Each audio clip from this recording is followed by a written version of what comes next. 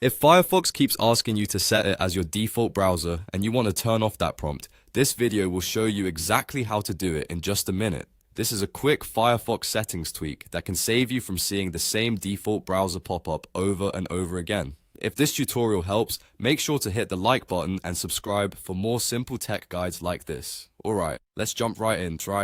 First, open Firefox on your computer and go to the address bar at the top. Type in about.config and press enter on your keyboard. Firefox will show you a warning message saying that changing advanced preferences can affect performance or security. That's completely normal, so click accept the risk and continue to move forward. Once you're inside the advanced settings page, you'll see a search bar near the top. In that search bar, type Browser.Shell.CheckDefaultBrowser. As soon as the setting appears, you'll see its current value, which is usually set to true. To turn off the default browser prompt, click the toggle switch next to it and change the value from true to false.